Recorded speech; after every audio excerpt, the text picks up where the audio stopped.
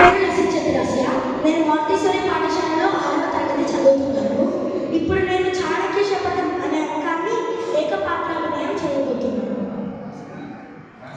నేను కౌటిల్యుడు, నన్ను చాణక్యుడు అని కూడా పిలుస్తారు. నేను రాజనీతి శాస్త్రాన్ని, అర్థశాస్త్రాన్ని మరెన్నో రచనలు చేశాను. ఈ తక్షశిల విశ్వవిద్యాలయమున ఎందరో శిష్యులకు ఎన్నో శాస్త్రాలను బోధిస్తున్నాను.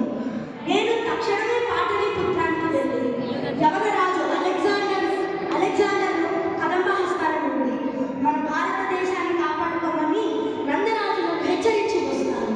అలాగే వారికి దేవీ ప్రసాదాన్ని ఇచ్చేసి జై దుర్గా భవాని.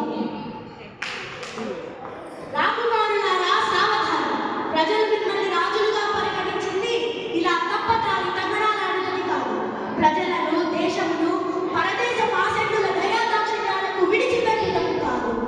ఈనాటికి ఇలాంటి దుర్వ్యసనాలకు దాసులై మీరు తమకు ద్రోహం చేయరని, తమ పవిత్ర స్వతంత్రమును విదేశీయులకు విక్రయించరని ప్రజలు విశ్వసిస్తున్నారు. రండి, అటు చూడండి.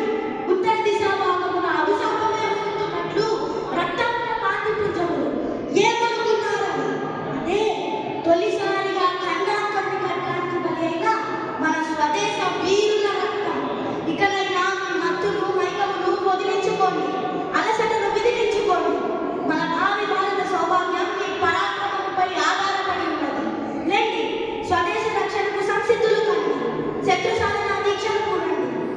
మన పవిత్ర వీరభూమిపై అడుగున సాహసించిన ఆ దిగ్విజయ కీర్తి రాజసం యవన సామ్రాట్ అలెగ్జాండర్కు మీ దెబ్బ అసనిపాతం అని తెలిసి రావాలి. ఇదిగోండి, ఈ దేవీ ప్రసాదం స్వీకరించండి. ఓ నాకురా అవమానము.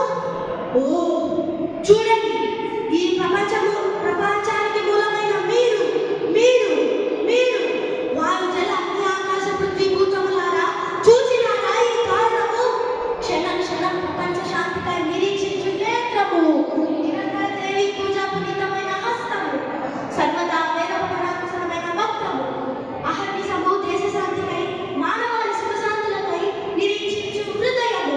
ఇట్టి నీచ నికృష్ట దుర్భర అవమానముకు గురి అయినదో చూచినారా? ఓ ఏమి వికృత పరిణామము, ఏమి విలయము! సాధు రక్షకులై దుష్ట శిక్షకులై ప్రజారక్షణ వహించవలసిన ఈ రాజులు దుష్ట